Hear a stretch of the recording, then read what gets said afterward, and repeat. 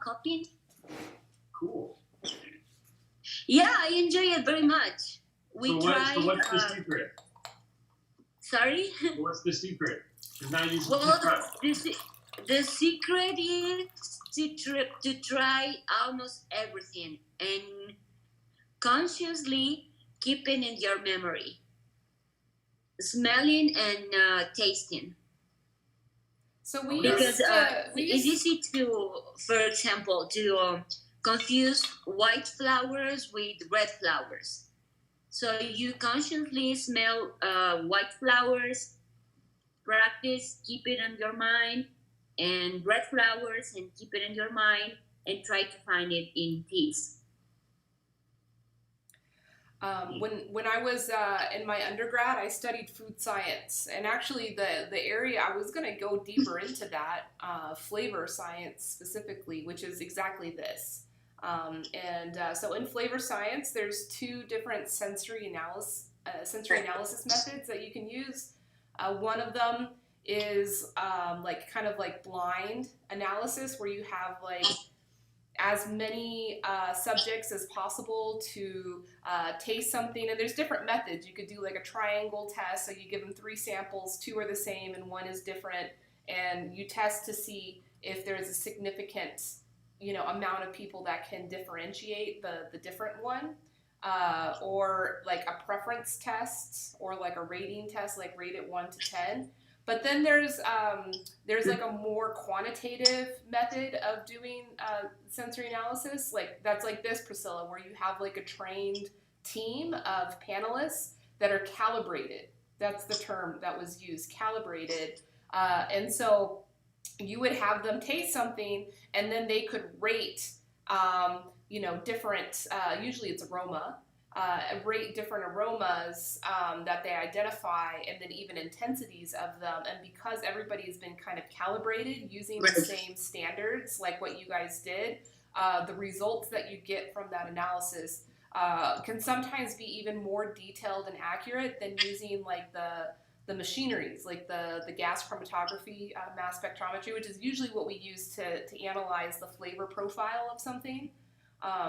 But it's cool that we can use humans, and humans actually have a stronger receptor. Like our olfactory receptor can identify millions upon millions of different volatiles. We just don't know how to define them. And so that's why like activities that you went through are really good, because it allows you to define them, like create that definition of like, oh, this is what wet leather is, and this is what almond is. And so then that panel, when they taste samples together, can behave almost like a machine. Right. Exactly. I don't know if that took out any romance of what you studied, but parts that we cover. Like the nose training aspect. We study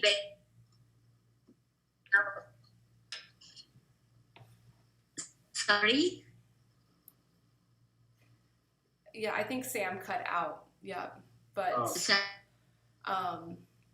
yeah, the nose is pretty powerful. And so like tea tasters, like if you're a real tea taster, not like how we're a tea taster, but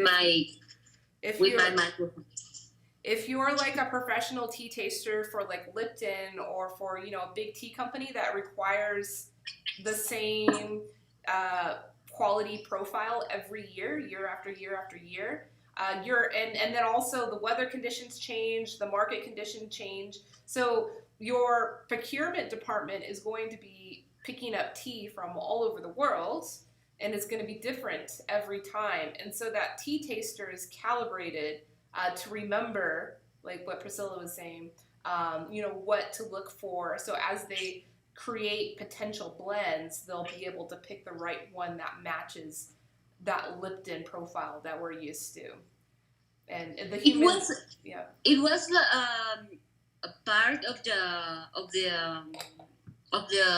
goals when we study tea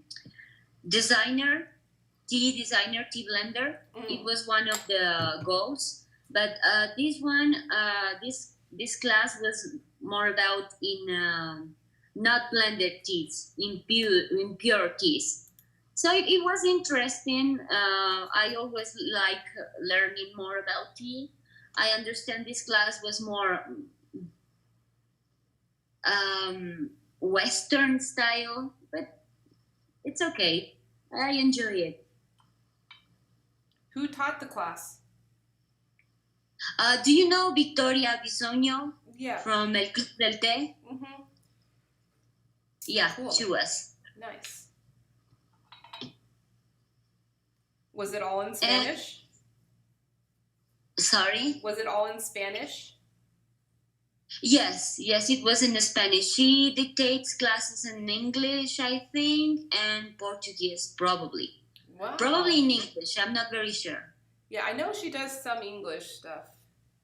And how many Yes. students? We were 8 in this class. When I studied tea sommelier with her, we were like 12, I think.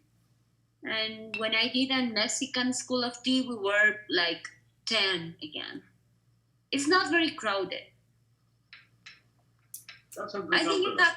I think it happens in this kind of classes. They are not crowded. Yeah. Yeah, it's hard to find people that are that interested. Especially if there's like a price on the class. Usually these classes have a significant investment to be made. Right. So that's kind definitely this is a issue. Mm-hmm. Yeah, so that's kind of the purpose of the class that I'm doing, and that's why I'm happy you're interested in participating, Priscilla, because like my goal with this class is not to be any sort of certification or any sort of like goal of like, oh, if I complete this class, then I'm gonna be like ready to go into business, or I'm gonna be ready to take on a tea career. Actually, no, yeah, you will be ready to take on a tea career, but like as far as like a certifying capacity, which is usually what people want or they think they want. But I've just been getting a lot of feedback from people. One person in particular, she gave me a call a few weeks ago that really kind of kicked me in the butt that I need to do something.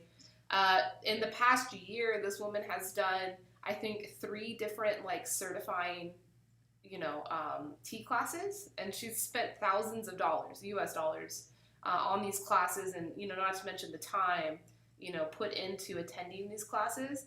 And I think she just finished her latest one, and she's just feeling so discouraged by the whole thing because she's like, I don't feel like I've learned too much more than what I already knew, than the passion that I already had when I first started studying tea. But like the purpose of me investing in these classes is because I'm trying to get a career, or at least if I become entrepreneurial, I want to feel like I have some, empowerment and some confidence to go into it. She's like, I just don't feel like I have the confidence now.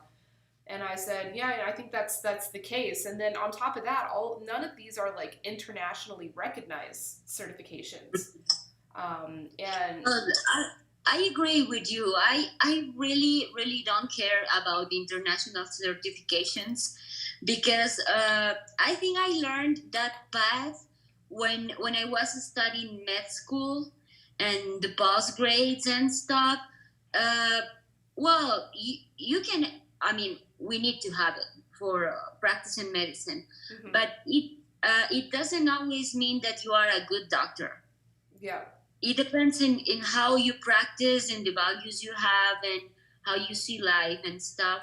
And in tea, when I got into tea, I wanted to be a different path from med school.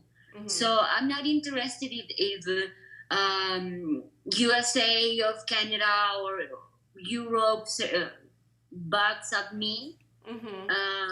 I just want to learn and teach about tea. That's my passion. Mm-hmm. Learning. I don't care about the certification. When I took the classes with Sohan, he didn't certificate us, but I really enjoy the classes with him, and because his worldview is what I like. Yeah. So I think it's going to be the same or similar with you, Elise, because I share your worldview a lot. Cool. And the word and the way of seeing the world of tea. Mm-hmm. So in the beginning, I think it's necessary basic classes like different from tea from Tisane, the different kinds of tea, different kinds of countries, producers and stuff. But the philosophy is very important for me. Yeah. And respecting the tea people. Of course, definitely. Yeah, we'll do that.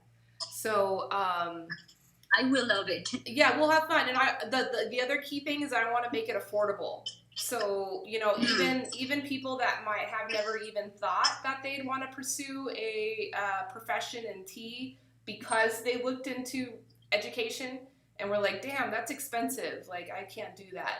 So, even if you take all 20 classes and receive all the teas in the mail, it's only $300 US.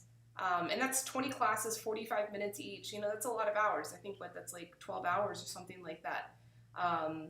Or, if you just want to do a few classes, then it's like really affordable just to hop in and do it.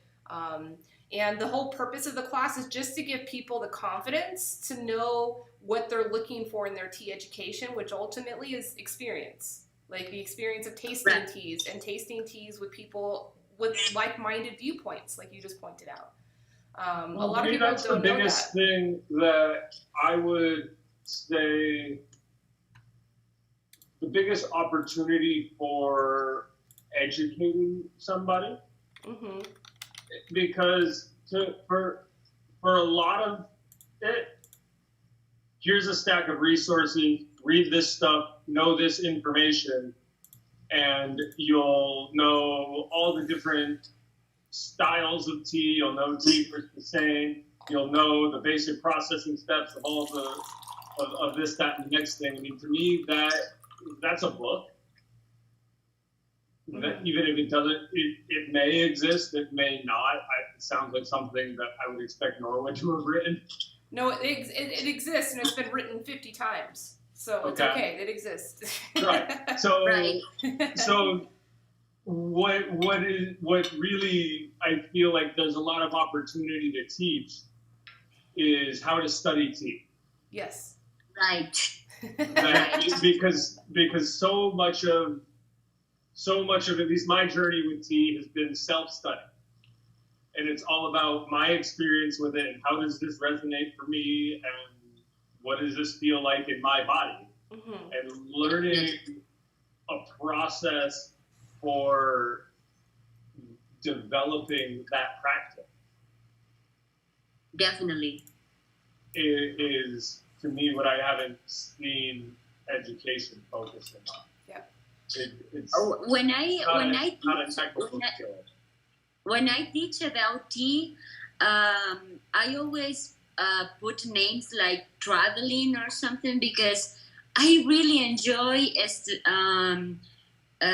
using my kimono or a kipao or Korean clothes. I try to make it real for people. And when I in the beginning, you teach the difference between black tea and white tea and green tea, and where I like them to taste them. Mm-hmm. Yeah. And sometimes it's the very first time they are trying some teas like oolong or pu'er. It's the very first time they try it. And I really enjoy their opinions and how they feel. I love teaching about tea. I think probably this is going to be my path on tea. Great. And definitely you need some qualifications. For example, if you want to do Japanese ceremonies, I think we necessarily need a certification, a permission from Japan. Mm-hmm. They are very formal. Yeah. So getting that certification was really hard. Not expensive, but hard in working. So it's a different way of learning. Yeah. Hi, Eric. Hello. You've spent a lot of time studying tea, right? Eric, yeah, he has. Probably the most. 12, 13 years. So not that long. No, no, not really. What is your education path been? Have you been taking classes and gotten your tea sommelier certificate? No, all self-taught. Most of my education came from observation when I went to China, Taiwan, South Korea. Not Japan yet, but most of it came from observation and talking with them. For example, the first time I even encountered dancong or phoenix teas was there in Chaozhou. And that's the best place to be exposed to them. Not in a tea shop in San Francisco. No, no, no. I like dancong. When it's real, you know. Yeah. I drank so many Phoenix Mountain oolongs at all of these fancy tea shops I'd go in. They say, "Oh, you gotta try. This is the best oolong." Oh, what is this? I don't get it. What's so exciting about this? But then when I went to Chaozhou and drank the real one, I was like, okay, I get it. Yeah, I bought a lot of tea there, but I made a mistake of drinking it all, and like pretty quickly. And I'm like, oh, I can get some elsewhere. No. No. Well, you can get it here really expensive from people that ghost you and act rude, right? Oh, yeah, nothing go there. We all learn from the mistakes we made during the way of tea. Yeah. I have some exciting news in regards to this subject that we're talking about. Dancong? Not dancong, education. Sorry. I'd be more excited about dance. Well, we can get there next. But no, this is exciting. I think Sammy will be excited about this. So on my two Dignified Hospitality talks I did before, I kind of like read the profile of one of my friends. And she's actually going to come on in another week herself to come talk herself. But like I was just like reading an article with her interview. And so she's Black and she works in the restaurant industry in Hawaii. And that's where I know her from university. We worked on an interdisciplinary project together. She was a culinary student, and now she's a chef. And so she was kind of talking about the issues of being Black in the industry, of course, the never-ending list of all of the oppressions and marginalizations that happened. But she actually provided some solutions and work that she's putting in outside of like protesting and getting the word out. She's actually doing projects, and her main project is reevaluating curriculum in the culinary schools to address like cultural tailoring curriculum. So that because she says that in current culinary schools, when you go in, everybody is taught the same curriculum, and it's all the whitewash, either whitewash or white supremacist cuisines.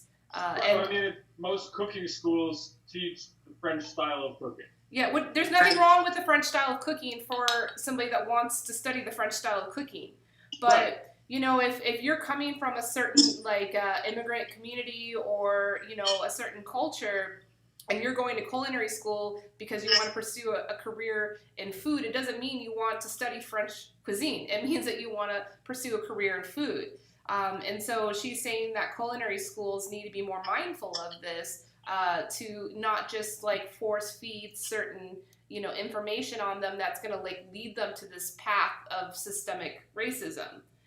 Instead, teaching people how to cook for their own local communities would be so much more empowering, and it plays on the whole, platform that I have of promoting more street food. But how this is related to what we're talking about is, I think our whole education system is taking a reevaluation right now because of the pandemic and all the challenges that it's facing. And yeah, maybe people aren't just going to by default just go to college now. People are going to pursue different career paths and education paths to get onto that career path. That may be more of this experiential type of learning and more culturally sensitive, culturally tailored curriculum and experiential learning, instead of this kind of big box system that we all get plugged through that doesn't serve everybody equally. Sounds great. Yeah, it's cool. Eric, what do you think about that? You're about to go back to school, aren't you? Yeah. That was loud. I am right now I only have an associate's and I just want to totally change my career.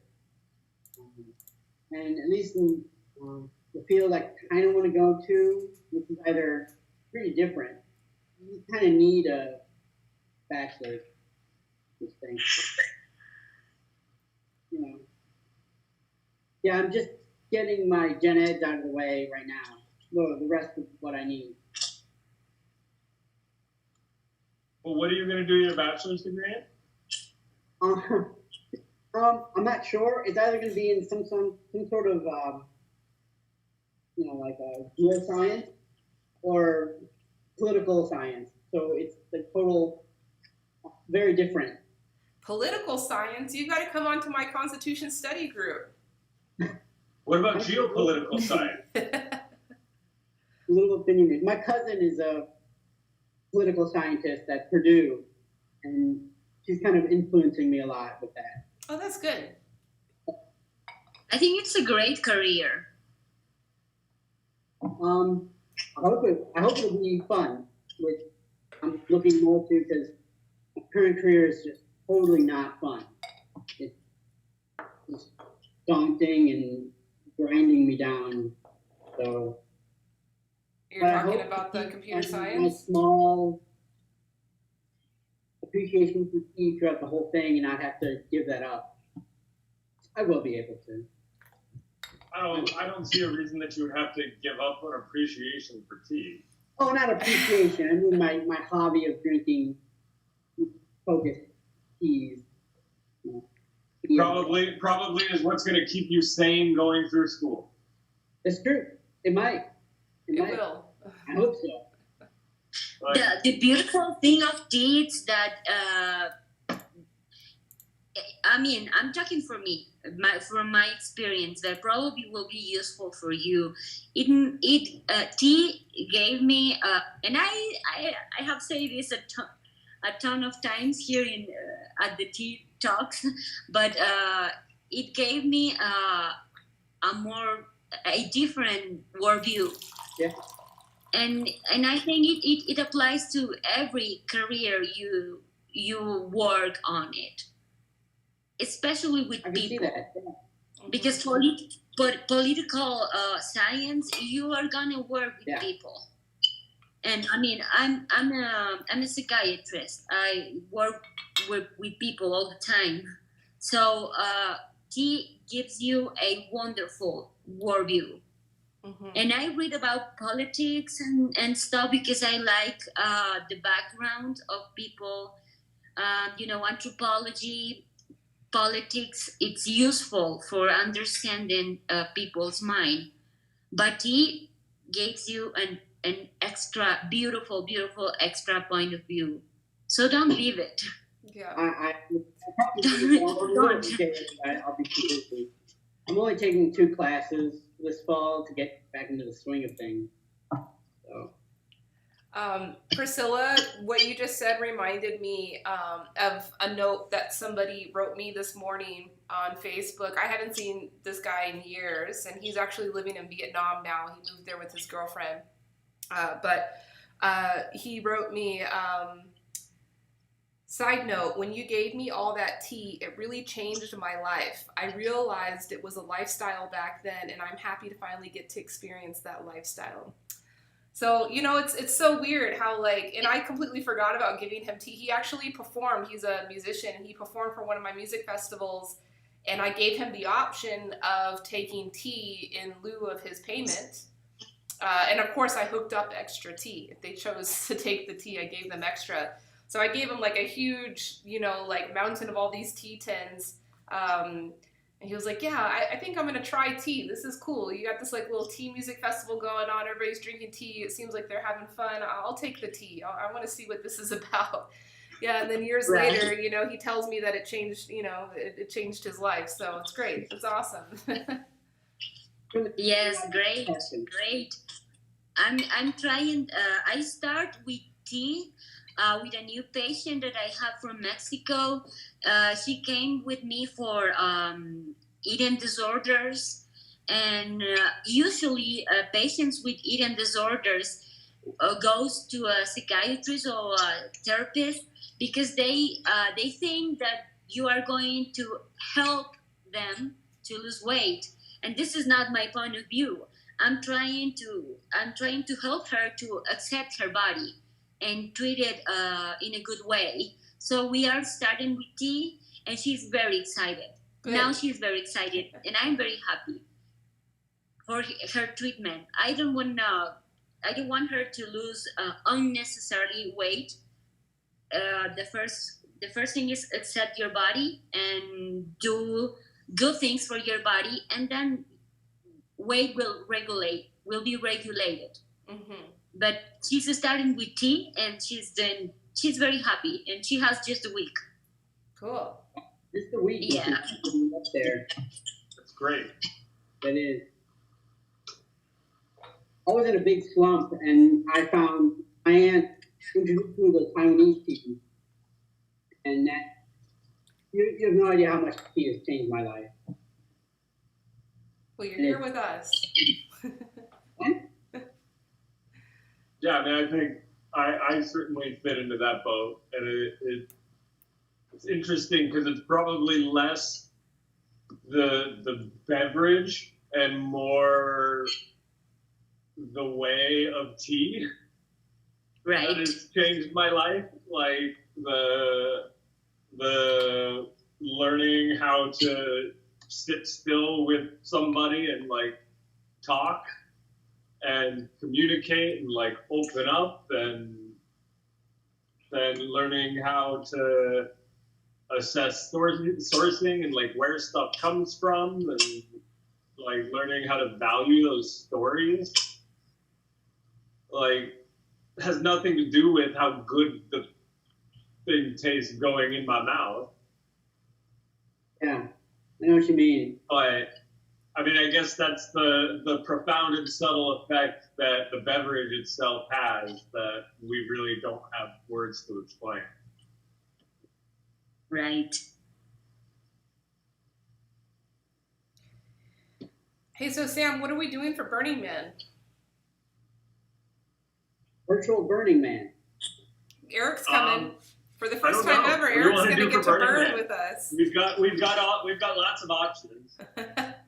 We should do we something. can- We should like let everybody know to be somewhere at a certain time and create some activities together. I mean, we could do like virtual tea house type stuff. We could do it all in Topia would make it very easy. We can set up the Sparkleverse. You know what? I heard Topia has iframes now. Yeah. That's very cool. They've got iframes, they've got screen sharing, they've got audio sharing. They've launched a whole bunch of features. They've actually got an event going on right now that's like load testing all the features. Oh, cool. Well, yeah, I mean, if they're going to be live for the virtual Burning Man, I'm sure they're going to be loaded with potentially millions of people. Yep. So it'll be interesting. I'm excited to experience it. I'm not doing a whole lot of like prep and setup. Yeah, you don't I'm have... I'm a little lost. Okay. What is going to happen?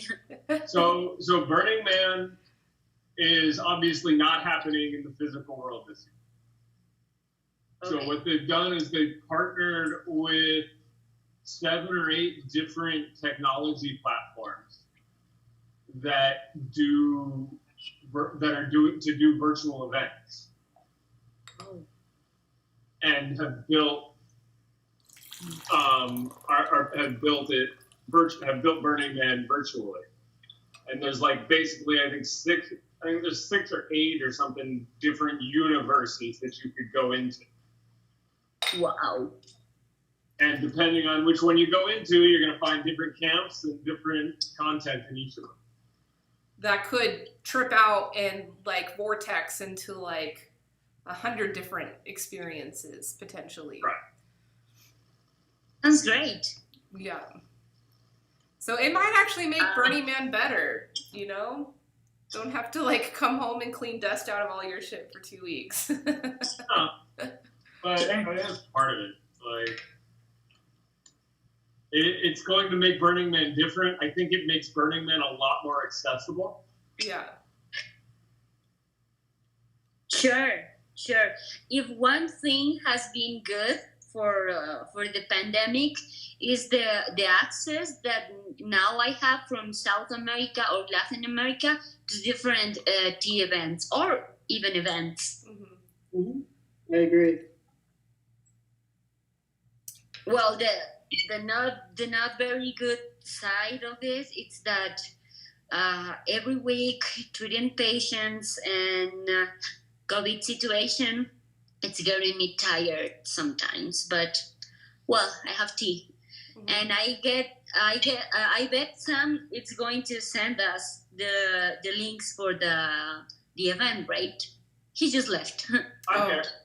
Oh, yeah. I mean, I'm sure if you just go to burningman.com, that's where they'll be hosting all the different places. They'll have links out, right, Sam?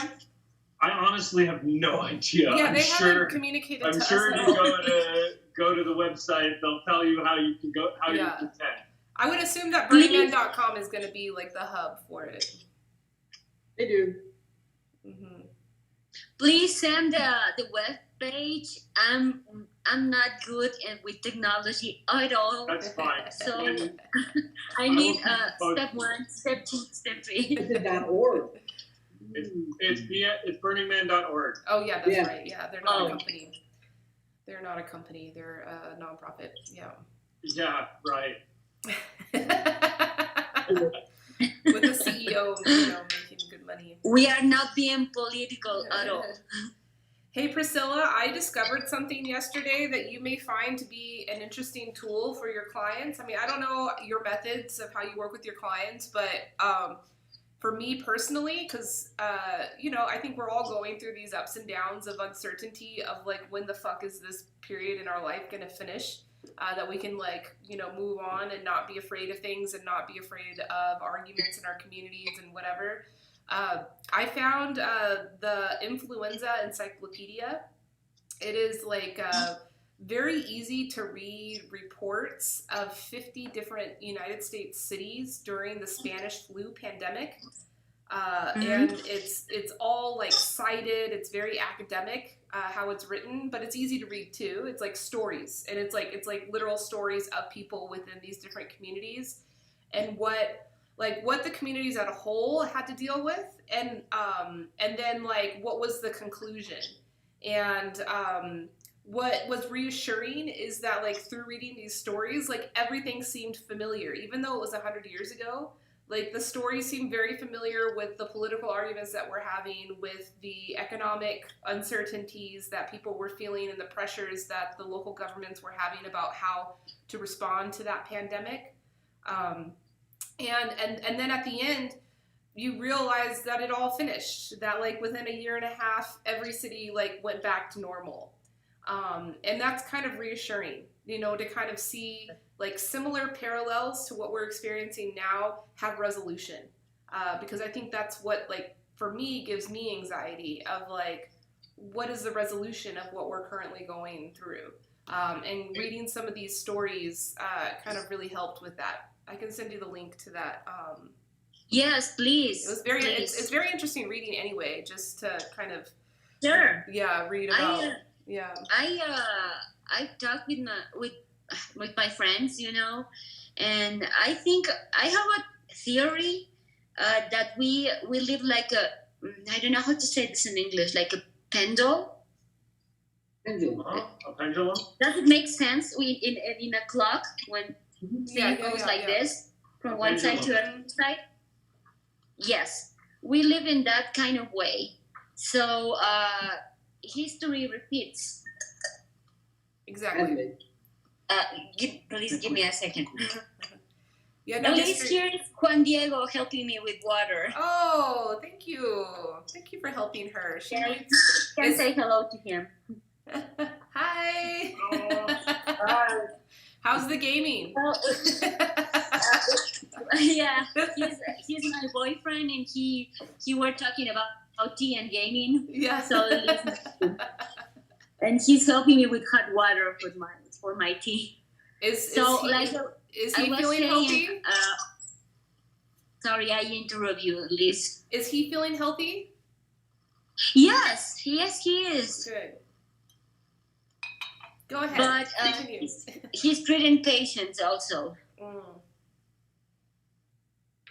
Am I the only one not drinking tea? I'm sorry. Am I the only one not drinking tea? Shame. I mean, I just made a bowl. I haven't been, but I did just make a bowl of matcha. But that's Get your not, tea, Eric. I'll go get some. you can't show up to the tea party with no tea. This is not pre-COVID days. You can't show up to a tea party expecting your teacup to get filled.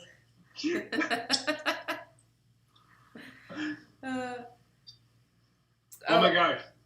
Priscilla, please continue. You were saying something very important, and I'd like to hear the rest of what you were saying. I was saying that I have this theory that we live usually like in a pendulum kind of way, because history tends to repeat, and when something very extreme happen, like this.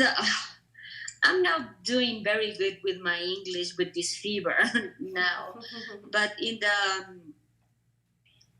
after World War II, something really extreme as war may happen something in the other extreme of freedom. So it's like a extreme to extreme, and sometimes we live between.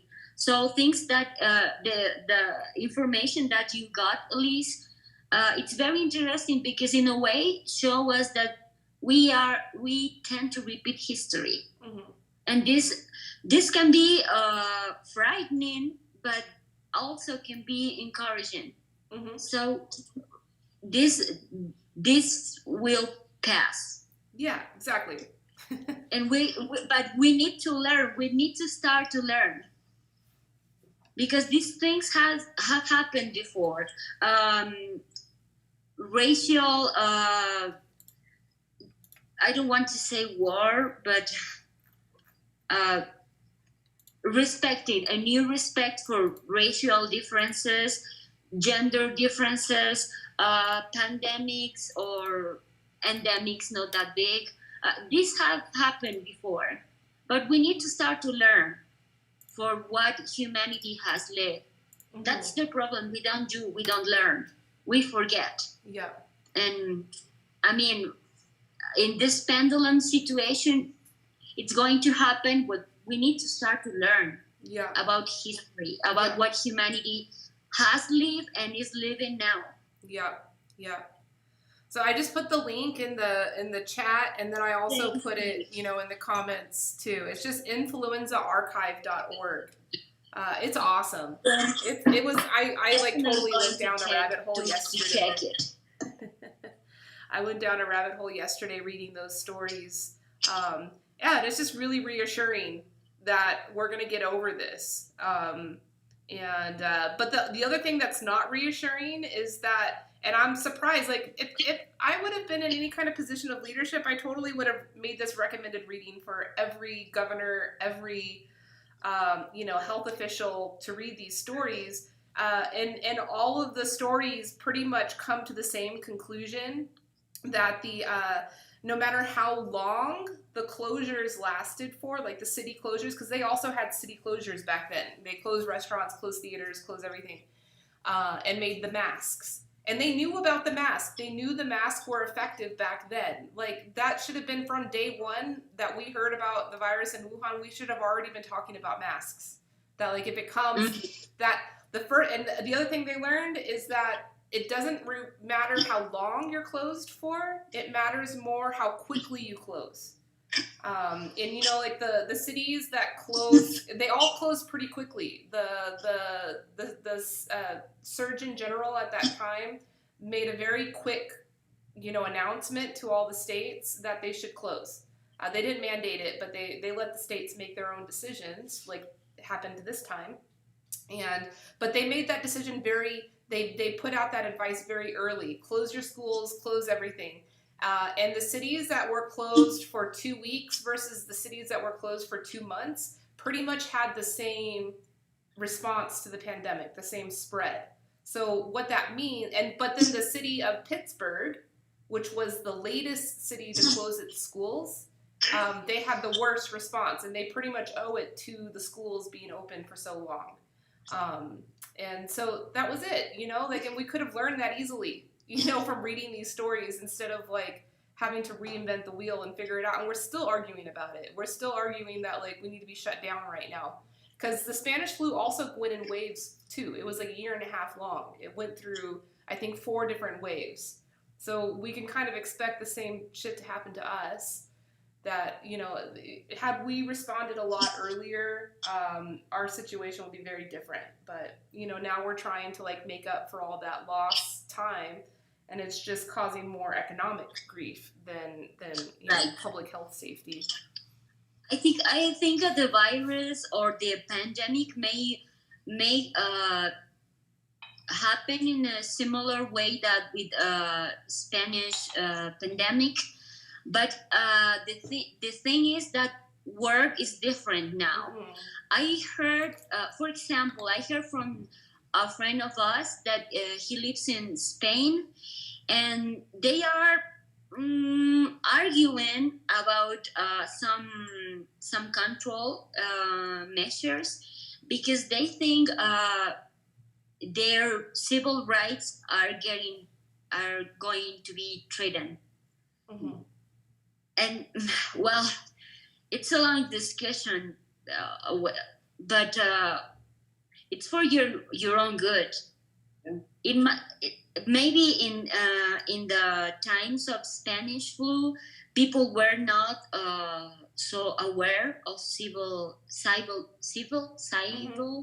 rights, Yep. civil rights. rights. Mhm. And now people is very sensitive about it.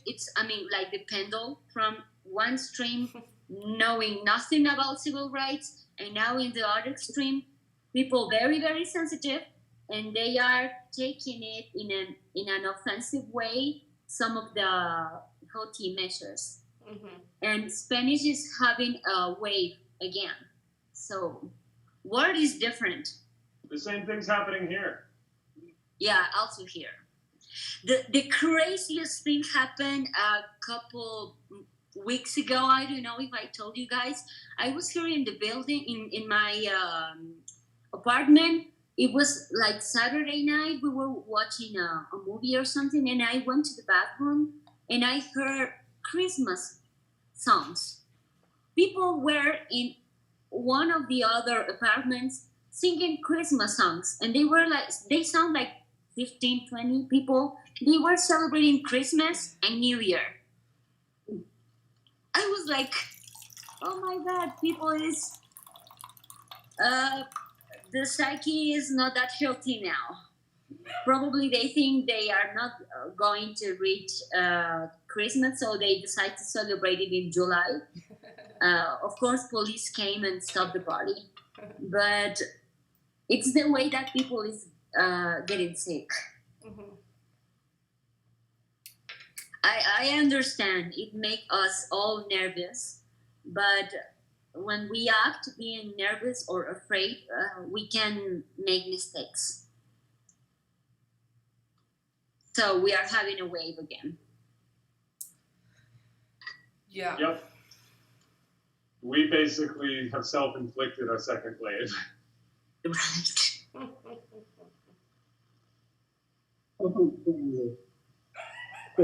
How's St. Louis doing, Eric? This is not bad. Maybe a death a day. Not always. Maybe every 2 days is a death. Still, there are people walking around without masks, and it's not great. Yeah. A lot of cases, but very few deaths. And those papers that I was reading in Georgia, in the state of Georgia, they had like a big state fair and they didn't want to cancel it. So the government agreed that they could have the event, but they required masks, like aggressively required masks, and required the fair to take responsibility of masking the patrons. And so there's all these like news clips of the different the articles from the newspapers inviting people to the event and trying to popularize the use of masks when they come. And one of them, the newspaper says, think of the woman whose teeth fail to fit. She may be beautiful in a mask. Think of the man whose wife knocked out a few of his front teeth. He may be handsome once again in a mask. Oh my God, publicity, publicity. It's They are actually very funny. creative. But supposedly there was 100% mask usage and there was not a spread of the virus in that event. So, yeah, that was an interesting thing. Very interesting. Mm-hmm. It's very funny because, like, I'll go walk around the burn wearing my mask, and then I make faces at people sometimes. Like, I can stick my tongue out at somebody and they don't know. And it's like you learn how to be expressive with your eyes, Right.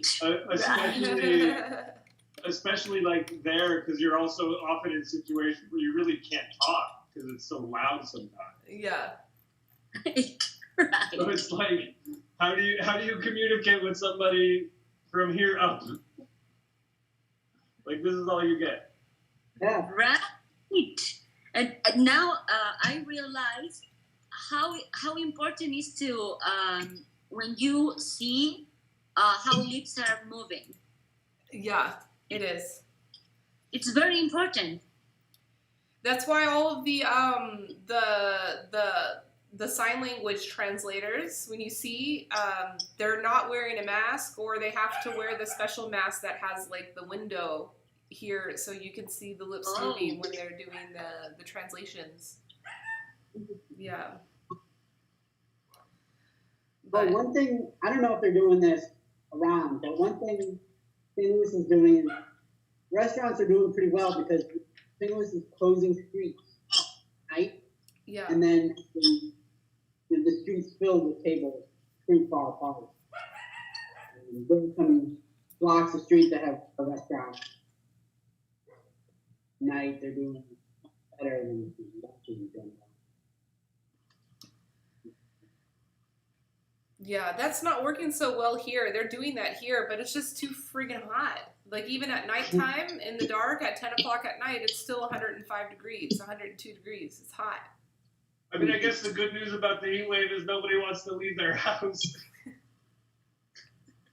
But then no one wants to wear a mask either. If they do leave the house. So, There's a few companies here making selling masks with their logo on it. Pretty interesting. Yeah. Some Daiwan logos or something. I have a Katrina mask, Okay. like Day of the Dead in Mexico. Yeah. I think I've seen that online. I've seen you. Maybe your tattoo, when you went to get your tattoo, I saw it. I don't have a tattoo of a Mexican skull, but I will. I seen your mask. You had your mask with that on it when you were getting your tattoo. When I was getting my tattoo, right. Mm-hmm. And I shared tea with the Yeah, that's cool. Yeah. Yeah, they were very happy. People We usually shared are. lunch. I've never shared a cup of tea with someone and they were like, who do you think you are? Like, no. It was this tattoo. Now it's totally healed. It's not that big. I mean, it's like not that big, like 5 fingers probably.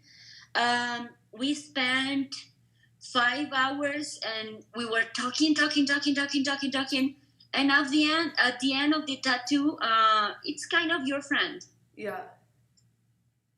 Because of course I'm going to get more tattoos and it's going to be with those guys. I really like their work, and we are kind of planning an event when they can show their art. We can play Tibetan singing bowls, serving tea.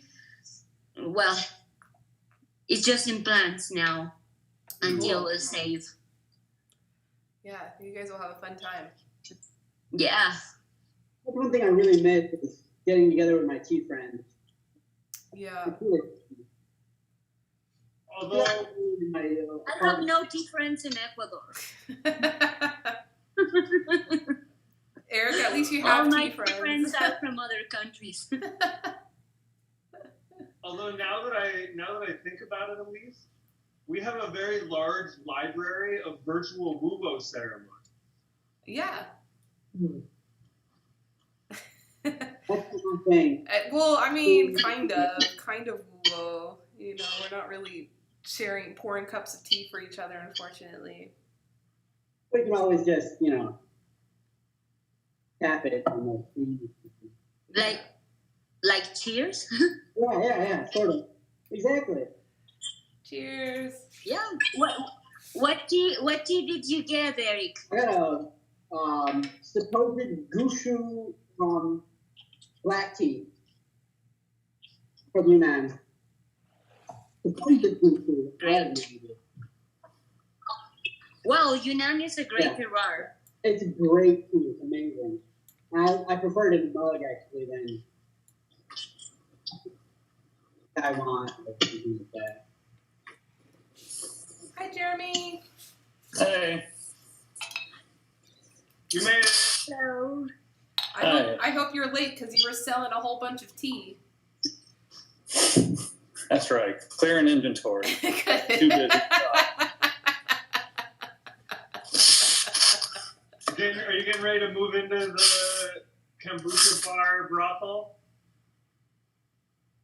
No, but it is up for lease again, I see. So it's become available again, so I think this is a clear sign. I have to pursue this somehow. Revive the glory days of Terre Haute. Are you gonna bring the tea hose in? Nice, I like that. The tea hose. You can't do that. That's sexist. Let's not make Eric blush. No, that's fine.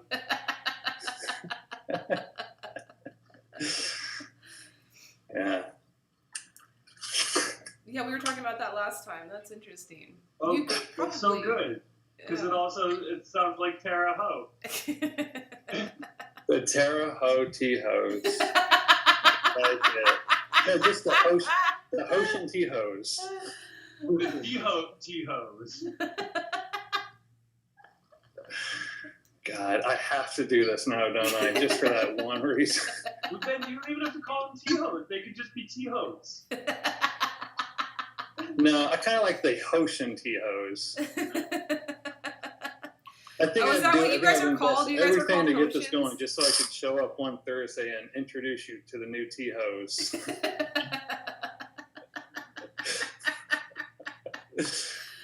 Oh. I look Are forward you to gonna it. have like the Deja Vu? So there's like a chain of strip clubs called Deja Vu. I don't know if you have that there in Terre Haute or in Indiana, but their tagline is hundreds of beautiful girls and 3 ugly ones.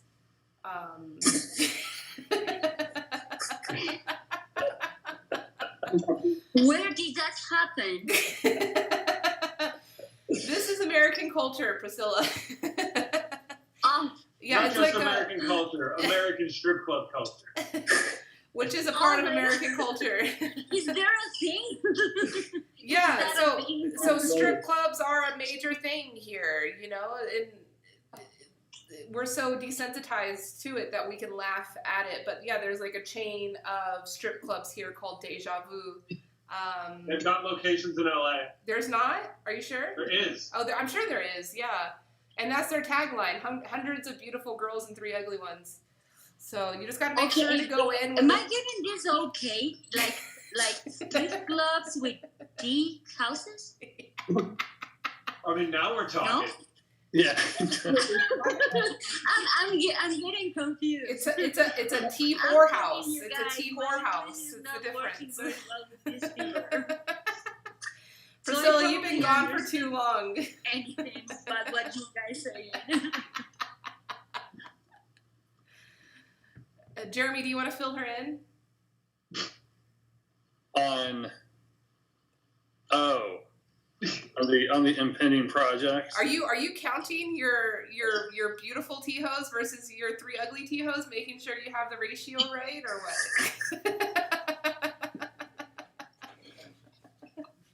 That's something that can be worked out. Yeah. Priority is to get this place locked down. You know, T-hos don't like to be locked down.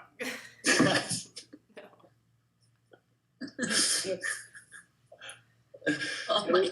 Unless they're into that kind of thing, I guess. I don't know.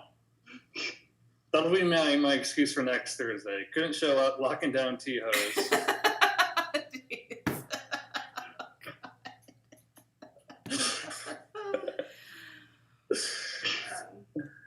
No, yeah, this is Well, anyways, this is A history. very quick aside is that there is an old school bar here in Terre Haute that used to be the employees bar for a brewery back in from the 20s to the 50s. And it's old school, perfectly intact, but upstairs was basically the town brothel. So you had the 4 brothel rooms upstairs and the large bar downstairs. Does that translate, Priscilla? Brothel? No, I'm not getting it. Brothel is A house of ill repute. That's true. A house of what? Of ill repute. How do you put this Okay. post on Facebook? I don't know. Elise, you want to explain to Priscilla what a brothel is? it's where prostitutes work. Oh, Yeah, okay. yeah. Well, when I went to Beijing once, I was walking with a friend of mine, looking for a bar for drinking something, and we found this small street, and I read these 2 signs. One says sex shop, and the next one says tea house. It was the weirdest place where I saw an announcement of a tea house next to a sex shop. I just took a picture. Why- I just took a picture. It was night. It was very bizarre, interesting. Yeah. That's my conclusion was in China tea isn't everywhere. Everywhere, yeah. Yeah. So T-hose are a real thing. We have to expand the audience. We got to get out there. We got to find new markets. Whatever it takes. Well, let's do it in both sides. Yeah. I would like a very nice tea guy to serve my tea. For tea, interesting only, of course. Of course. Yes. You mean Of a course. you mean a gung fu gigolo? But like I said, Jeremy, I will be one of your 3 ugly T-hos. Already good. I'm doing all 3. Hey Eric, I And think you gas might have found your and ideal is employment. sending patients.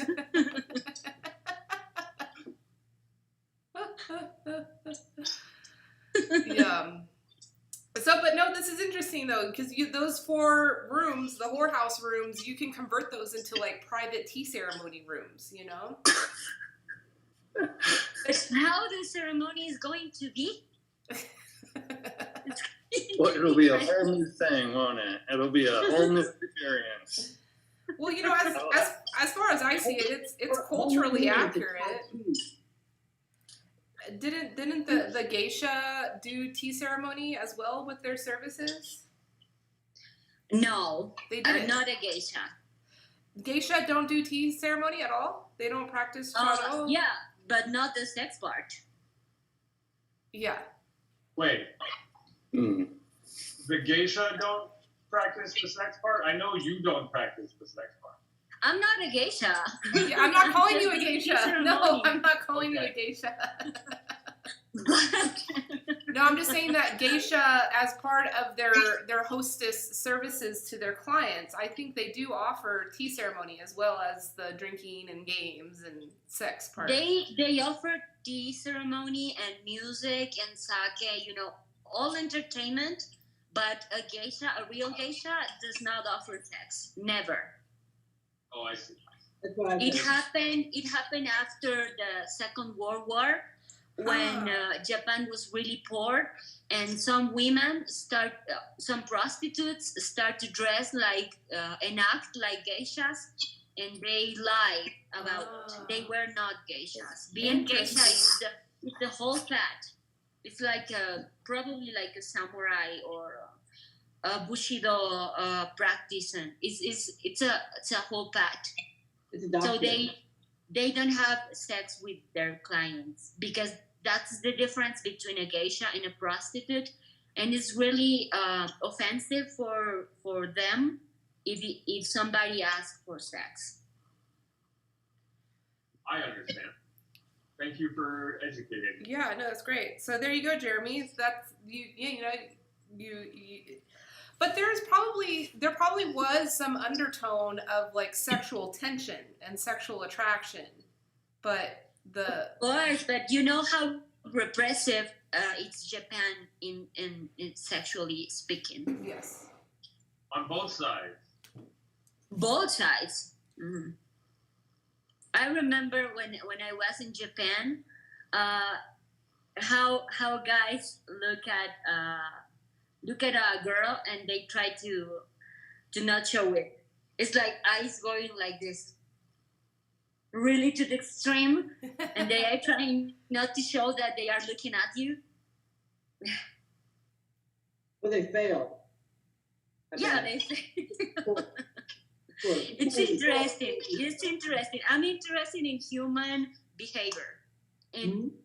every place in the world. I just respect it. It's my observation. Not good, not bad. It's just a behavior, a human behavior. Mhm. But it was funny.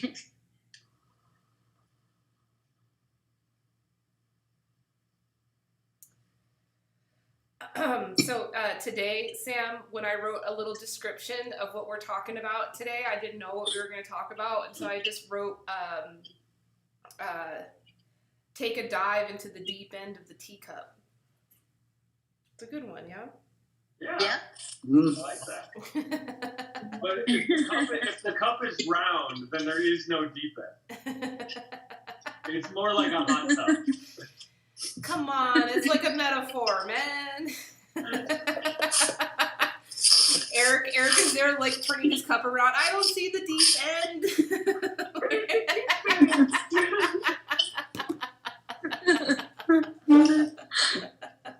But Eric's drinking out of a mug that's probably some super fancy clay. Yeah, that actually has a deep end to it. What kind of clay? It's a Japanese clay called Mosaka. It's from Sato Island. I got it through Hojo Tea. Really good clay. Maybe I it's think that's where I looked when I thought about buying a Tetsubin. And then I saw that they were like $4,000. And then I was like, oh, guess not. not much more. Much more. I mean, you can look at like 50. I looked at the most expensive one. I was looking for the least expensive one. Yeah. He told me that since I have a lot of different clay types, he says Tetsubins can really clash with clay.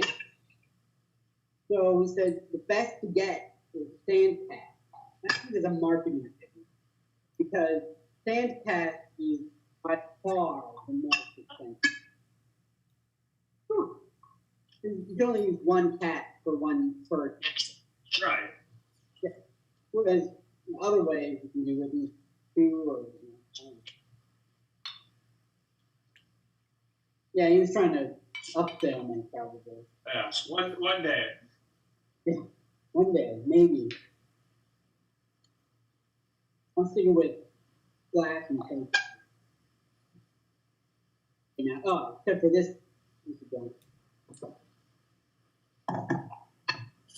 Wait, did you call that a piece of junk? Yeah. I do not like gooseneck, and I do not like stainless steel, but here I am. Wait, why don't you like goosenecks? Because it only has one, only small amount of floor. It's really, sometimes it's really beneficial to douse the heat. The amount of hot water. I can see that. And it doesn't mean, just because you don't have a gooseneck doesn't mean you can't have a very floor. Yeah, but it's so much harder. So practice. Well, yeah. I mean, how do you make tea without measuring the tea leaves at? Practice. There's that word again. I hate that word. Oh, man. What word? Practice. Oh. I know. Study. I've been practicing my tabla lately. I've been pretty happy with that. I found a class that has like 50 hours YouTube videos for free. Nice. Yeah, so now I what? have the time. My tabla, I had in 2017 when I went to India, when I was roaming around Delhi one day free, I came across this music shop. And these guys were like just in there, just like making sitars and tablas, and I always wanted a tabla. They're expensive here. If you go to a music store, they're like $500, you know, for a good one. Yeah, 'cause shipping is expensive. Yeah. But so and then this one, this handmade, you know, and I met the artist, and the artist works for a whole bunch of like famous musicians in India. And he was like, yeah, this is, it was like $90 for a really nice handmade one. I was like, hell yeah, I want to buy this. I know I still have like 20 more days of traveling and, you know, 10 more flights, but I'm going to make it happen. So I carried this thing around, and I brought it back here with the intention of practicing, but I just never had time. But now I have time. So I'm like every night for like an hour, just like doing these practices and trying to get it. It's fun. Great. Mm-hmm. But that's Drums about it. are one of those things where it's like the beginning is really, really tough, and then once you like get into something, it's like, oh, cool. There's a groove. Got it. Let's just hang out here. It's very mathematical too, which I love math. You know, I totally resonate with numbers and adding things up and all of that. I hear you on carrying those things when traveling, though. I bought it when I was in Egypt. I bought a drum and had to lug it all the way back to Tel Aviv before flying home. And fortunately, it was only like 2 weeks, and it wasn't a whole bunch of travel, but it still was like a heavy drum. A darbuka. Wow. And it is made out of clay. It's like super freaking heavy. Wow. So you could even you could not have it as a carry-on luggage. Oh, I did. No. You did? I brought it as carry-on. I did it in Japan with a wooden sword for practicing Bushido, like kendo. And in the airport, they were looking at me like, why on earth are you bringing this to Mexico when I used to live in Mexico? But I was not I was not open at all to leave my wooden sword. I almost bought a huge ongi. I almost bought a huge ongi jar in South Korea, and my friend talked me out of it because he said, "Are you willing to pay for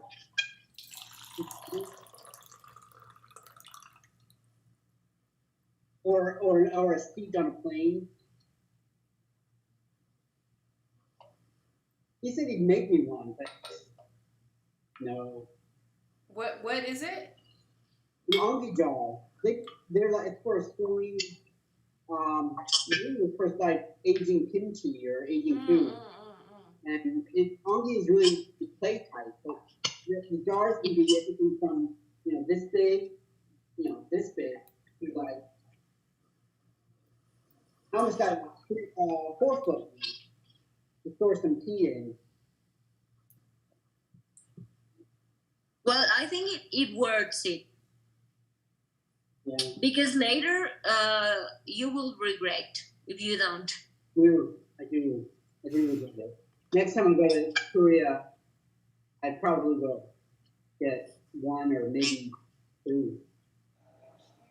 It's just a it's just a hard travel home, not Right. more. Well, But that makes it part of the story. right. Right. Like one of the more epic parts of Hannah and my trip to China last year was coming back with 14 pounds of tea and carry-on. Yeah. And we just had like big ass bags of tea. Can you imagine this in the Mexican airport when they are very careful about drug traffic? Yeah. Oh yeah. And I did it. I was all checked by dogs, and they put samples, for testing drugs. And I was like, I swear, this is tea. I can prepare it for you. We can share it. And they were like testing everything, like very paranoid. I mean, I understand Mexico. They are very careful with this subject. Mm-hmm. But I did it anyway. Didn't you have issues with a shipment getting snagged by customs because they thought it was marijuana or something? And it was like, Yeah, but it wasn't Lula? U.S. customs. It was Malawi customs. It was the Oh export my customs. God, U.S. Customs. Yeah, it wasn't U.S. Actually, U.S. Customs is really good. The one thing that pisses me off with U.S. Customs is like when I have a big matcha shipment come in, they'll pull like 2 kilos of the matcha for sampling, for testing, and not put it back. And it's like, why do you got to take 2 kilos of this? It's like, We need a few grams. yeah, but when they take a package, they have to take the whole thing. They can't like take it, open it, take their sample, and put it back. Even though there's smaller packages, they always grab the larger package, and then they took 2 of them. It's like, what? Like, I understand that this is like a very densely packed fine powder in, silver packets in kilos. Very Right, alarming, totally. but why do you gotta take 2 of them? Oh. Well, it's part of the trip. Yeah. I tried to get a Tianyang huge log here, but actually Chinese customs wouldn't let me export it for some reason. So I had to get slices. Got a few extra slices. So, Wait, so when you were leaving in the airport, they told you couldn't take it, and then you cut it into slices then and there? I tried to ship it. I was home and I tried to ship it. Oh, I see. Yeah. So in shipping, they wouldn't let it because I guess they couldn't take food from it. It was totally rad. wait, what was it? A Tianyang, it's a HI that's really densely packed and it needs 1,000 tails, so it's 37 kilograms. Okay. Log. If people in airports get confused why the people is getting these things. Like, why you want 2 kilos of matcha? Why? They will never understand. Or why you want a kimchi object? Why? It's like, why? they don't. I mean, probably it's hard to understand for them. Or why you want one whole luggage of tea? Yeah. Why? Horrible. I came in once and they were like, "You spent how much on tea?" I shouldn't have, put the real price, but whatever. They have too much power for what they get paid, so I was nervous. Right. Yeah, And that's another where thing the that good news happens is that to nobody me a knows lot. the real value. Yeah, that's true. So it's like, oh yeah, this Right. is $1.50 a pound. And like, oh yeah, that makes sense. Right, that's Uh-huh. true. Yeah, they think it's just fee, okay. After they confirm with dogs and chemical tests that is just fee, they will leave you alone. Yep. Unless you're flying from Cuba. Another thing that happens to me a lot, it's that they always check on me because of my tattoos. It's like, the classic, we are going to do a random checking of passengers, and I always get the random test. Filing. Yeah, Yeah, when I fly, when I go to the airports and I'm not covering my tattoos, I always get the random checking of luggage. How many dogs you got? Two. I just let them back in the house. It's in the camera. I got a call, but I don't know. It wasn't real. I was worried it was maybe. Maya has her big ass giraffe, which is like almost as big as her too. Yeah, she'll knock the camera down. Just think. Watch out. Oh my gosh, look at that.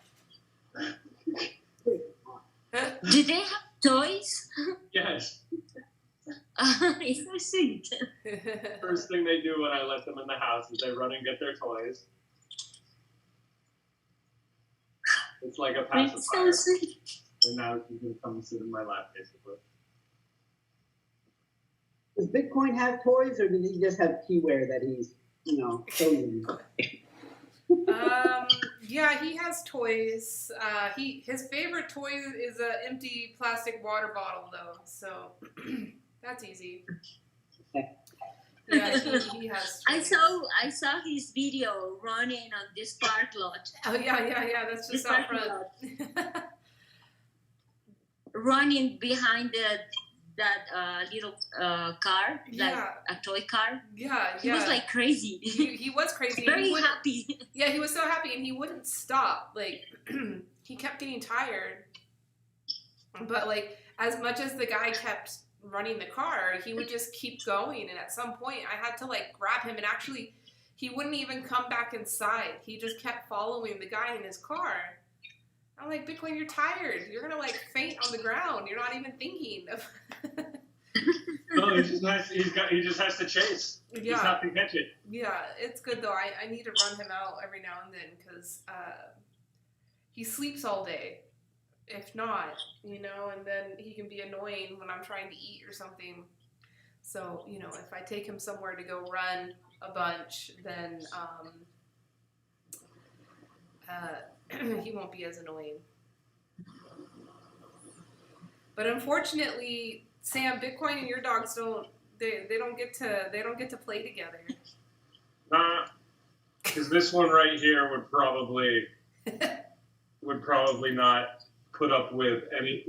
If he mean mugged her, she would just go right back. She used to get bullied by dogs Bitcoin size at the dog park when they were Oh my god. young and growing up. And then one day she just realized that she was 10 times their size. And that was when we stopped going to the dog park.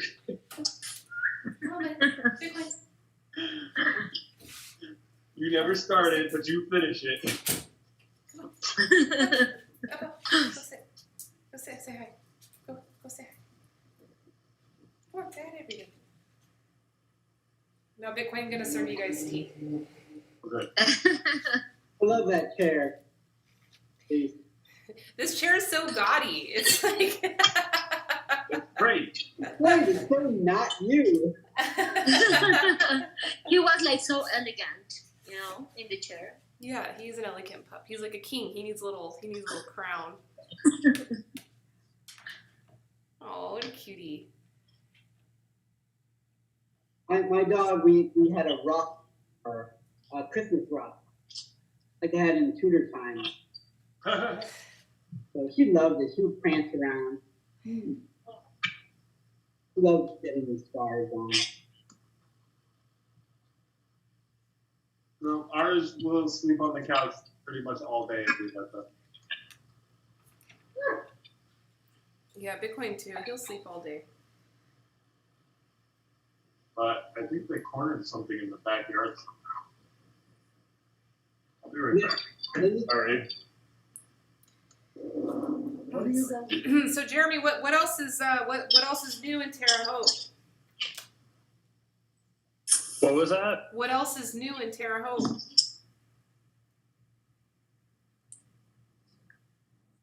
Nothing. Does that count? Oh, Oh, the students are back, actually. In The school? university decided to open up for in person. Oh, cool. Great. So, but this is the quietest university town.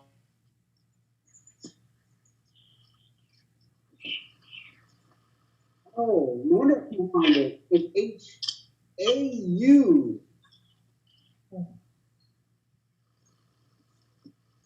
We lost your audio, Jeremy. Oh, now we hear him again. Oh, okay. There you are. We lost most of your audio. No, it's just it's the strangest college town I've ever been in because you don't see the students. Like how the campuses are set up, they're completely self-contained. Like every other proper university town has buildings all throughout town, so you see students everywhere all the time. Right. But here you see them if they're the only time you see them off campus is at Walmart, and that's it. wow.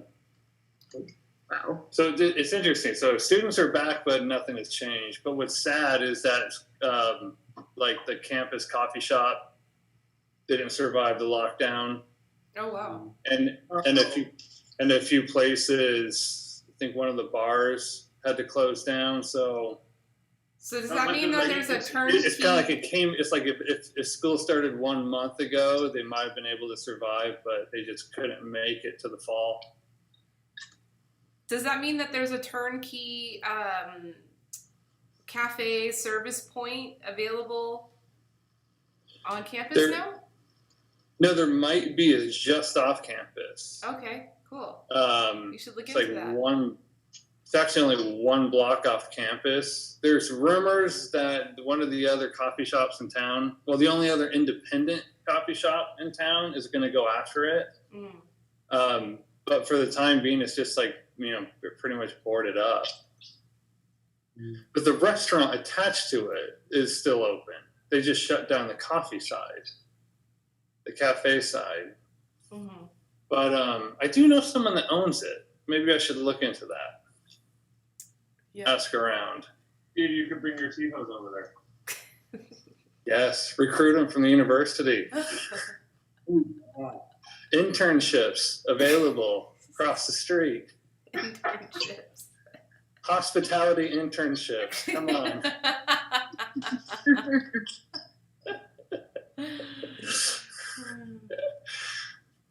Yeah, Yeah. I'm sure.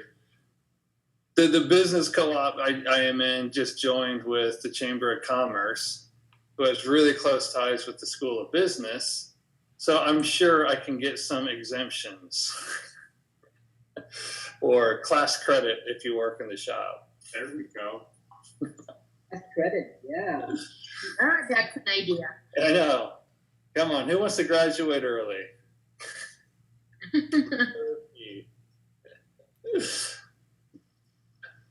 You guys, I have to go. I have to start with the patient in 10 minutes.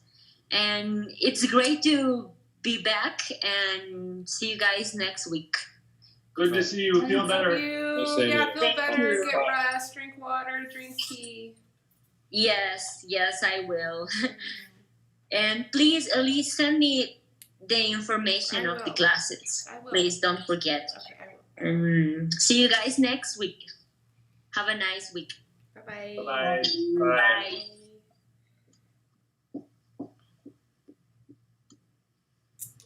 Here we are. Eric, are you a baseball fan? No, I'm not a baseball fan. I'm a St. Louis Cardinals fan. Fair. Yeah.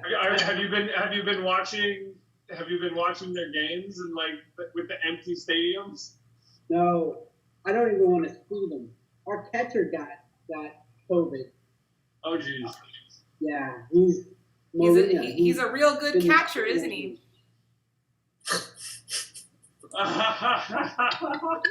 That's because he's a good catcher. Jeez. so not funny. I mean, I don't really watch games anyway. Baseball's so boring. it just cracks me up to tune into a broadcast and see like cardboard cutouts in all of the stands, Oh yeah.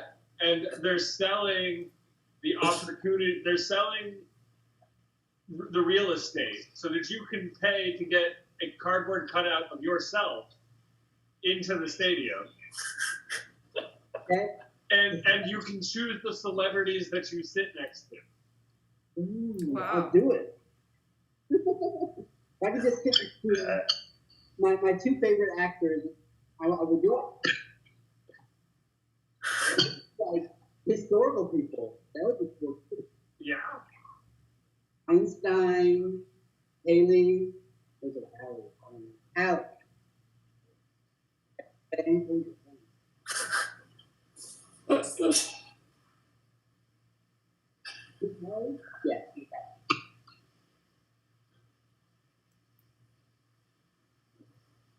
Is that something everyone's doing, or is that just like an LA thing? Is that just the Dodgers trying to cash in?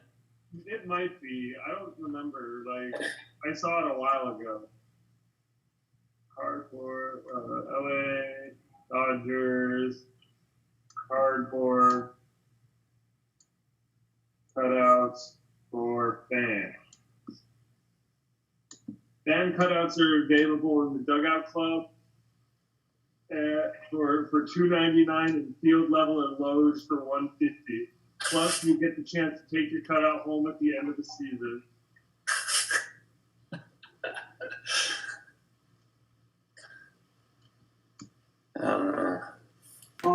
Elise, where are you with the political stuff? I'm so behind. I only watched 3 and then I got too busy. Yeah, no, I'm still doing it. I took a couple weeks off, Oh, but I'm back at it. I did one yesterday talking about the 19th Amendment, the women's right to vote. That was a fun one. And then next week I have my first guest. I'm really excited. Like, and this woman is crazy. Like, I've been getting, introduced to people because of this work. People are like, oh, at least I see what you're doing. You should meet this person and that person. So this woman, Kathleen, she runs the state's We the People organization, which is it's like a middle school and high school curriculum program, constitutional study for yeah, I heard of that. Yeah.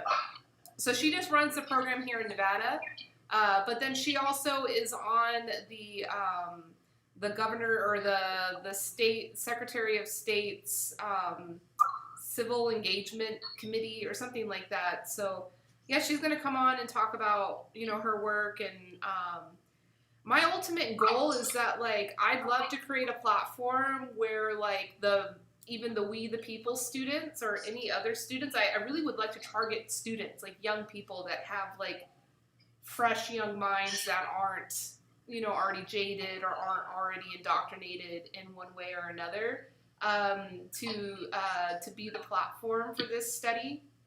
But then distribute the content to adults ultimately, right? Not just to young people to learn.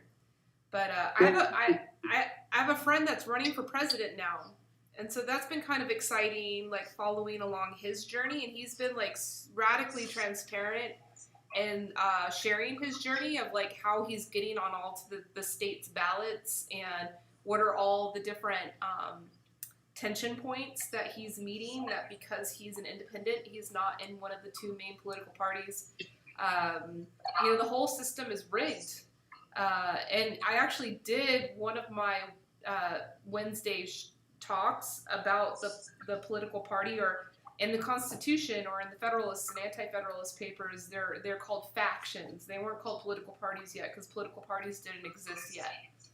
Right. And so yeah, I kind of like reviewed and researched the history of the different political parties, and yeah, like the current system that we're in, this two-party system that we're in is you know, less than 100 years.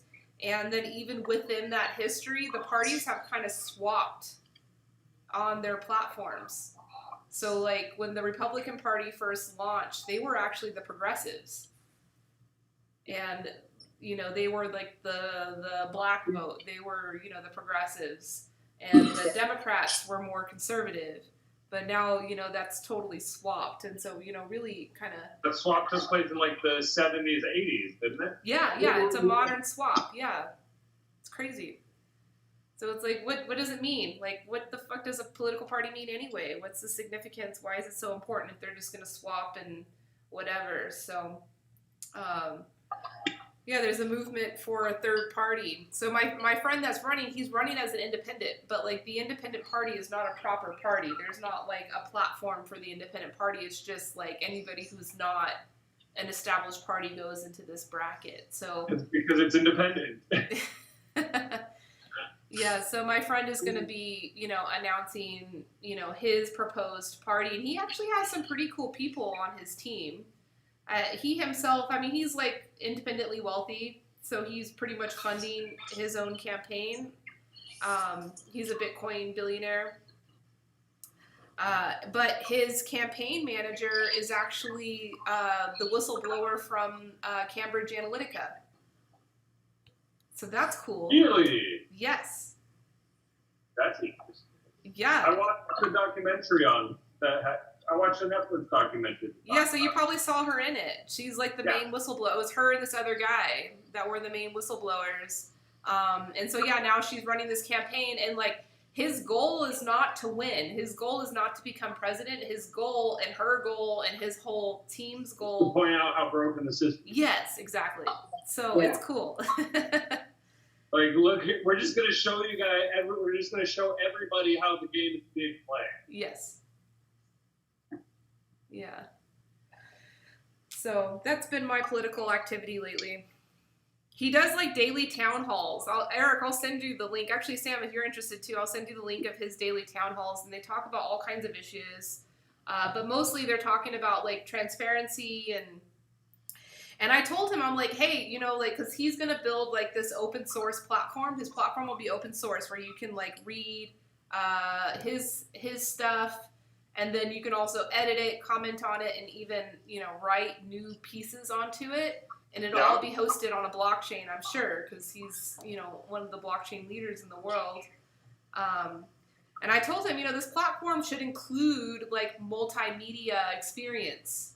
It should include, you know, like channels that you could go into, like a round table where there's like some kind of study group going on, or there's some type of discussion going on, where someone that's reading this platform could see like live, visceral experiences within the platform and see this as a living platform, like made up of all the people. Build you a know? platform for like real political discussion. Yeah. So I've offered my Constitution study group, and you know, if I am able to like build upon that platform, that's when I would love to involve the youth and kind of let their voices like be like, hey, let's learn along with these like untainted minds, Right. you know, about these things that we really should know about, and unfortunately we don't. I mean, no matter your level of intelligence and your level of experience, more than likely you need to study the Constitution. or study our history. I didn't. Yeah.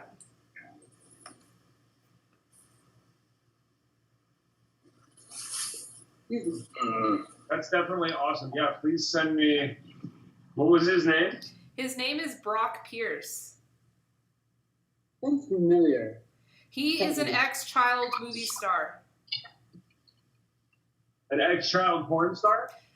Ex-child movie star. Oh, from the Mighty Ducks. Yeah, he was a kid from Mighty Ducks. And then coincidentally, he was the kid in First Kid. And remember that movie when we were kids of the president's son? Oh, yeah. Yeah. So he's already kind of lived in the White House, kind of. That's really funny. But yeah, he's pretty smart. I mean, Sam, you would definitely like his platform. It's very much in alignment with the ethos of One. One, yeah. Cool. Yeah. But he just announced his candidacy on July 4th, so he's a little late in the game, but no better time than now. I mean, with the pandemic and with how everything has jumped onto the virtual, like, I was telling a friend, months ago, like, when the pandemic was first happening, I was like, hey, this is probably the only time in history where someone could sweep in with, like, pretty much zero campaigning. Because it's all online. It's all online Whoever now. wins the online game. Yeah. And his strategy, so yesterday on his town hall, he described his strategy of how he's going to win. Because people are like, how are you going to win? Like, you're not on New York's ballot. You're not going to be able, like, there's certain ballots that they had already closed the deadline. They're like, how are you going to win? You can't win the popular vote. And so he said, I'm not going to win the popular vote, and I'm not going to win the majority electoral college vote. What our strategy is that if there's not somebody winning the majority of the electoral college votes, then they have to take the vote to the Congress, and Congress will decide. And so the people they decide within are the top three popular vote winners. So his goal is to be the third place of popular vote, and then he has to win at least one electoral college vote to be in that vote among Congress. And the only other time in history that's happened was, I think, like 1824 or something like that. And the third place winner was actually chosen by Congress. For some reason, so it's actually very likely that could happen because there is so much contention between, the two main party runners, that it's very unlikely that one of them is going to win the majority of those electoral college votes, and there probably will, be close to a tie. So that's interesting. I was talking with somebody earlier that, like, to me, that's the thing that I am most afraid of is it being a close election, because if it is, nobody accepts the result. Regardless, if it's close, both sides, whoever loses is going to be claiming fraud. Yeah. So it's like it needs to be some sort of landslide, or what you're talking about, where it just ends up getting decided by Congress. Yeah. And it's like, for that, I mean, he would have to win more than one electoral vote. He would have to win enough so that neither other candidate hit the 285 or whatever number. At least 5. What? You need at least 5 more. Yeah, I don't know how the math works out, but like whatever it is to make it so that nobody goes above the 285. Yep. Yeah.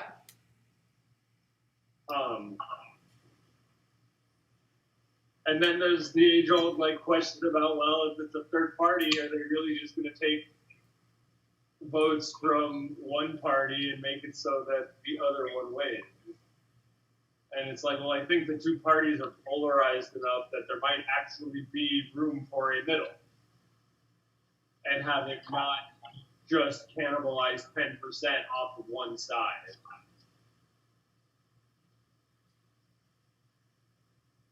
Yeah, they are pretty polarized at the moment.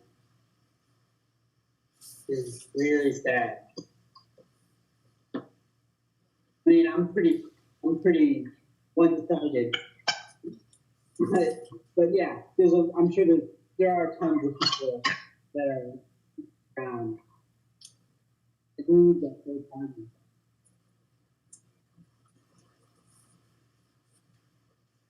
Because They the third party was even more polarized. Well, how can you be if the two parties? Right. One of them ended up. One of the two current ones ended up being the middle one. Interesting. I think one of the biggest problems now is that both parties are overreacting at the same time.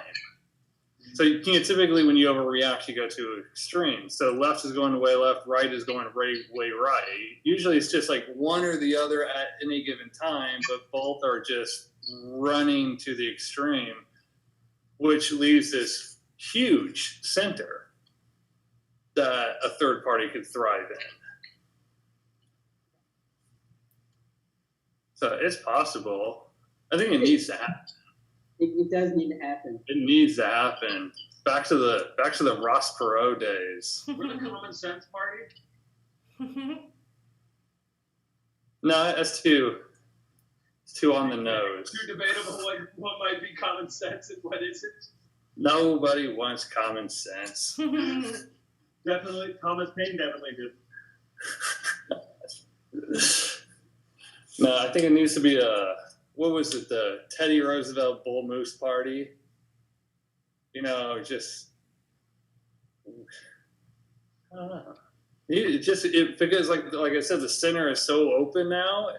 Pretty much anybody can come in with anything and kind of find their niche. Mm-hmm.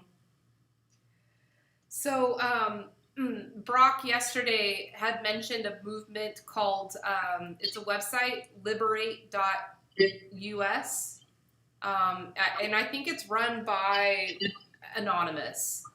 It's and they created some really powerful media, as Anonymous usually does with their weird robotic voiceover, talking about the two-party system, and the entire film is using like pop culture, like movie clips.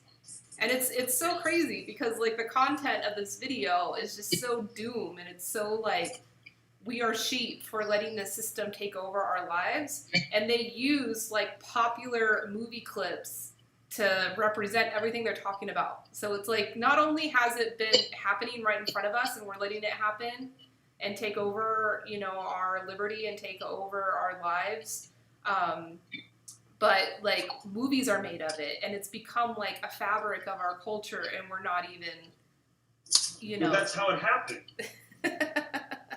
It's the whole point. Like that's how this is the way that they brainwashed us. Here, I put the link in the comments so you guys can watch it. It was 1984 and Brave New World. Mm-hmm. The difference between the two is that in 1984, the thing you hate destroys you. In Brave New World, it was the thing that loves you. The thing that you love destroys you. We're very much a Brave New World kind of place because we're actually embracing the tools of our own destruction.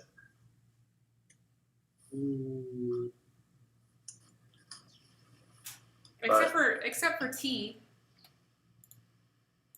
Oh yeah, it's always the outlier, isn't it? Except for T. That's why it's good if we keep that chair even more. Oh yeah? Oh yeah. I got this chair as well as like most of the furniture in my office and in the tea room. I got it from like a hotel liquidation warehouse. So this gaudy thing used to be in a hotel room somewhere here in Vegas. I don't know, the Venetian or something. Rhea used to give me so much shit about this chair. She hated these chairs. I'm like, you know what? What do you hate about them? They're beautiful. You know, it's even more beautiful. Like here, like you see, like the trim on the. It's so ridiculously gaudy, but it's like this is my tea king chair, you know. I need a new office chair, and it's just creaking all the time now. I don't have an office chair. You have an office cushion, yeah. I have one of these stool things Oh, nice. when I'm standing up. Or My back sitting. is so hard to do it. But most of the time I sit on the ground. Yeah. And my dogs take our couch.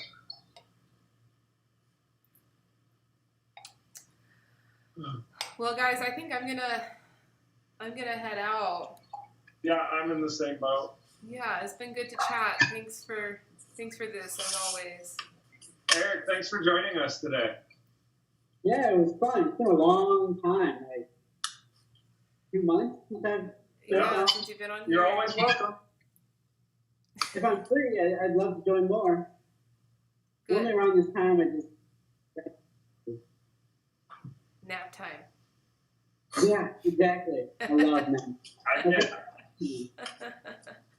Jeremy, good seeing you as well as always. Nice seeing you all. And Elise, thank you. Bye, guys. Bye-bye, friends.